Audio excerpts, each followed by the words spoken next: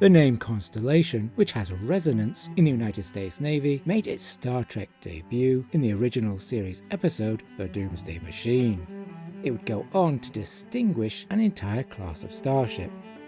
First seen in the Star Trek The Next Generation episode The Battle, the Constellation class was never very numerous, although we can suppose this was down to TNG taking place after the class's heyday. In this video, we will briefly explore this class of ship, and there will be a few generic interiors thrown in to delight the eye.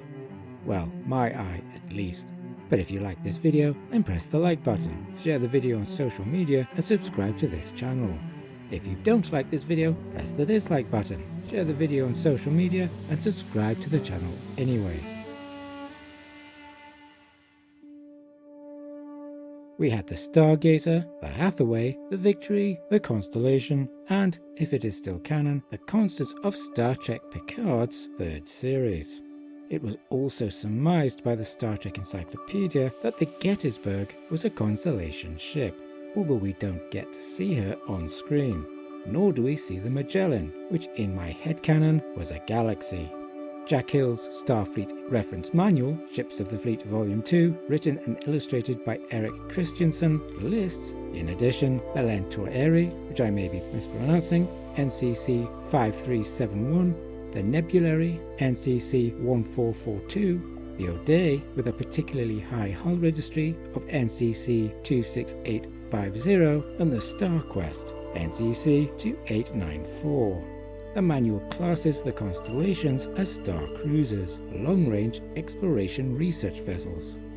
If the class leader was named in honor of the Doomsday Machine's Matt Decker and his ship, then why did it take so long to develop the new constellation?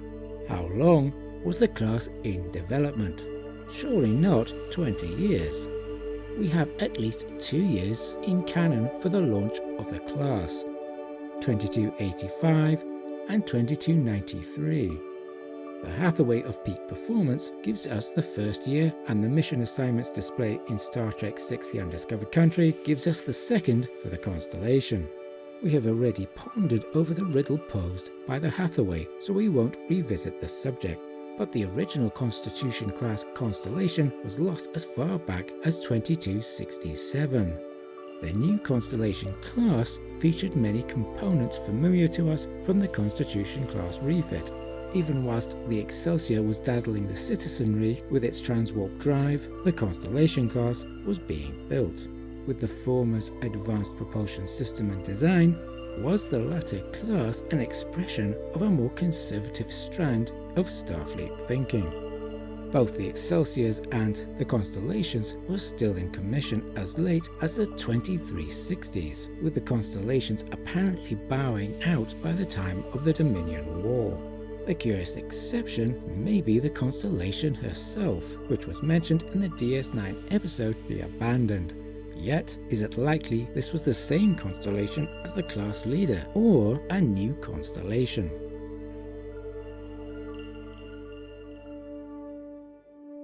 This brings us to the design itself. 310 meters in length, with a beam of 162 meters and a height of 88 meters. 15 decks. Easily larger than the Constitution II class in terms of volume, the Constellation class would have been the new capital ship of Starfleet, alongside the Excelsior.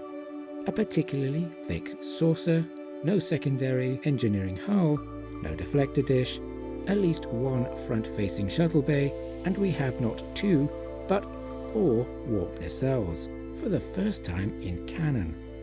Was this double the warp power, I wonder? There were also 2 impulse engine modules rather than the usual one. Double the impulse power? And 2 pairs of photon torpedo launchers. These Constellation-class ships have the air of starships built for war. Tough, muscular, and very well armed. They were built to kick bottom. The proximity of the upper torpedo launch path to the bridge must have been of concern though. If the guidance system malfunctioned immediately upon launch, a torpedo might crash into the bridge module. Incidentally, the bridges we saw in TNG were redresses of the Enterprise D battle bridge. and they were small and cramped when compared to the refit Enterprise bridge, not really suitable for such a large ship, which is ironic given that the Enterprise D battle bridge was, itself, a redress of the refit Enterprise bridge set. But as I've already explored this subject in a previous video, there is no need to repeat myself here. The Constellation class was a particularly long-lived class, first appearing as contemporaries of the Constitution II class and the Mirandas, as well as the Excelsior, and in service as late as 2365. Given the wide range of hull registries, we can speculate that more than one batch of Constellations were built. Some Star Trek fans dislike the Constellation class. They consider them ugly and brutish. Personally, I rather like the design. But that is my video. I hope you liked it, or at least didn't hate it.